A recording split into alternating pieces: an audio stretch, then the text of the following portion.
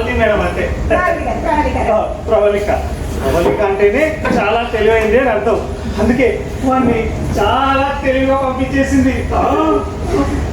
7 నుంచి 4 తీసేస్తే ఎంత అని ఒకడు అడుగుతుంటే 18 నుంచి 54 తీసేస్తే ఎంత అని అడిగాడట వీరట్టు. అబ్బా అలా ఉంటే మీకు తెలివి తెగ ఏడ్చినట్టుంది. ఇప్పుడు వాడిని మనం పంపించింది టెంపరీగా మాత్రమే, పర్మనెంట్ కదా. అవును కదూ?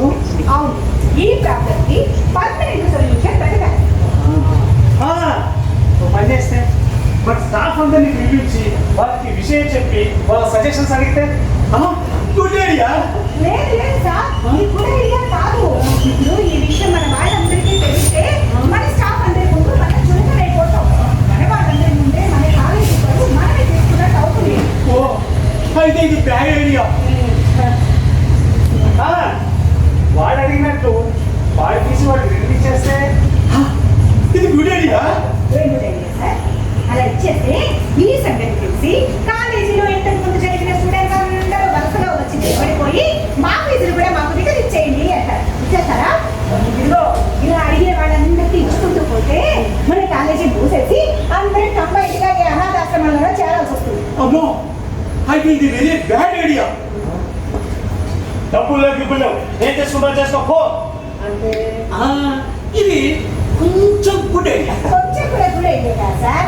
ఇలా అంటే వాళ్ళు సోషల్ మీడియాలో రచ్చ రచ్చ చేస్తారు. ఇప్పుడే కదా వార్నింగ్ కూడా ఇచ్చేళ్ళాడు, మర్చిపోయారా? అవునవును, అసలు ఈ మధ్య ప్రతి చిన్న విషయానికి ప్రతి లేదా సోషల్ మీడియాలో మొత్తం ట్రోల్స్ చేసి అందరినీ ఫూడ్స్ చేసేస్తున్నాడు. అమ్మో, అయితే ఇది బ్యాడ్ ఐడియా కాదు, డేంజరస్ ఐడియా. అందుకే లెక్కలో తప్పు రాకూడదు, సెషన్ సరిగ్గా రావాలి. మేడం అర్థమైంది. నా లెక్కల భాష మీకు అర్థం కాలేదని నాకు బాగా అర్థమైంది. అంటే కర్ర తిరగకూడదు, పావు చావకూడదు అంటున్నాను. అంటే ఏం లేదు సార్, చెప్తాను అండి. శాస్త్రి గారు కూర్చోండి.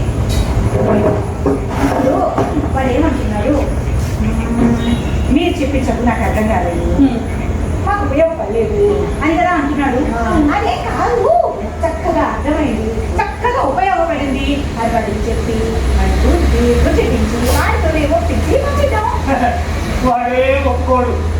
క్రితం శాస్త్రి గారు మంచిగా స్నాక్స్ దగ్గర తెప్పించి కూల్ డ్రింక్స్ ఏదైనా తాగించి కూల్ చేసేద్దాం. వర్కౌతుందంటారా? ట్రై చేద్దాం శాస్త్రి గారు. Last bench student first time లెక్క కరెక్ట్ గా చెప్పినట్టు మన ప్రిన్సిపల్ గారు ఫస్ట్ టైం బ్రహ్మాండమైన ఐడియా చెప్పారు, ఇంప్లిమెంట్ చేద్దాం. Thanks madam. స్నాక్స్ తర్వాత మన స్నాక్స్ కి డబ్బులు ఇవ్వండి. నేను ఎందుకు ఇవ్వాలి? ఐడియా ఇచ్చింది మీరే కాబట్టి. ఐడియా నేనే ఇచ్చి డబ్బులు కూడా నేను ఇవ్వాలా? మరి మీ ఐడియా మీ డబ్బులు ఇస్తే బాగోదు కదా. మీరు కొట్టుకోవడం ఆపండి. ఆ డబ్బులు ఏదో నేను ఇస్తాను కానీ మన ప్యూర్ రాంబాబుని తెచ్చి ముందు స్నాక్స్ పంపించండి. అవసరం లేదు మేడం, ఎందుకు? అతను వచ్చేసాడు. అప్పుడే వచ్చేసావా? మీకు ఇచ్చే టైం అయిపోయింది, అందుకే వచ్చా. నా డబ్బులు నాకు ఇస్తే నేను వెళ్ళిపోతా. 4 నుంచి 2 తీసినారండి, 8 నుంచి 6 తీసినారండి అన్నట్టు మళ్ళీ తిరిగి తిరిగి అక్కడికే వచ్చారా? నేను వచ్చిందే అందుకు కదా మేడం, అదే కదా అడుగుతాను. అడగడానికి నీకు తేలిగ్గానే ఉంటుంది, ఇవ్వడానికి మాకే పలుగా ఉంటుంది. అయినా మా డిస్కషన్ ఇంకా తేలలేదు. తెలుసుకోవడాలు మీ ప్రాబ్లం, నాది కాదు.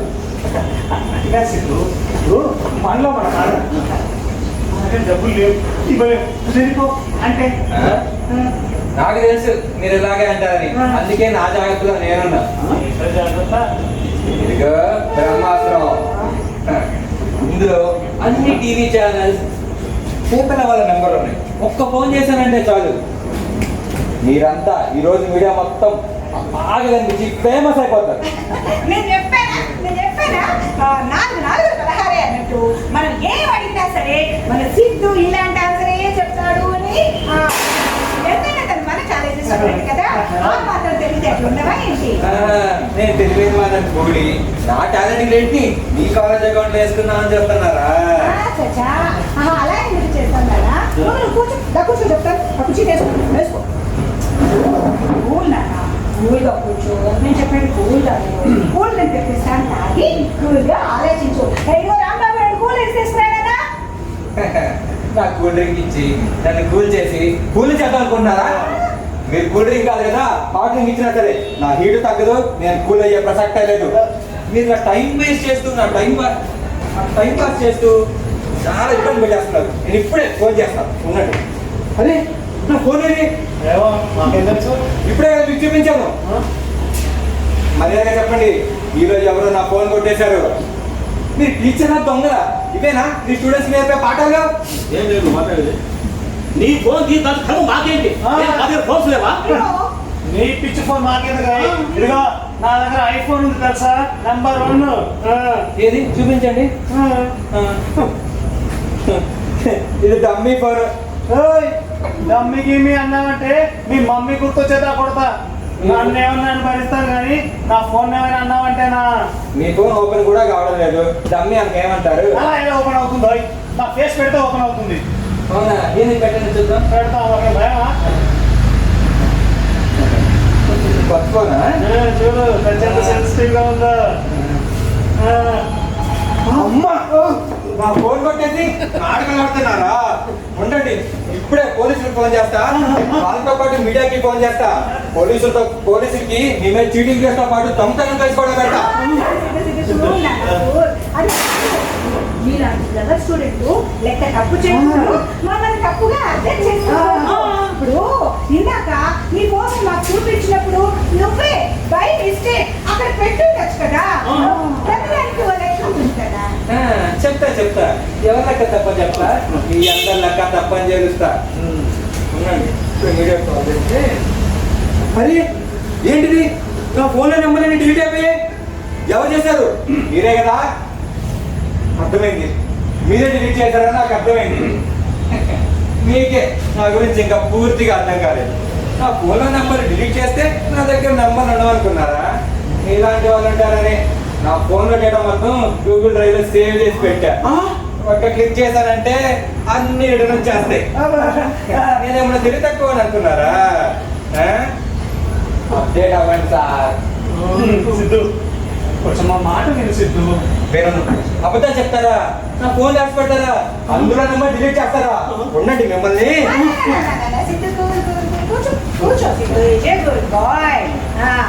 అలా కాదు నాన్న, నువ్వు ఇలా బెదిరిస్తుండేసరికి మా అందరికి అర్థం కాక ఏం చేయాలో తెలియక ఏదో చేయాలనుకొని ఇంకేదో చేయబోయి మరి ఏదో చేసేస్తున్నా. అందుకని ఒక మంచి నాన్న, మీరు నా మొహం చూసి కొంచెం సేపు మాకు టైం ఇవ్వవు. కొంచెం సరే, మీ మొహం చూసి నేను ఇద్దరు మొహాలు వదిలేస్తా. 1 minute ఓన్లీ.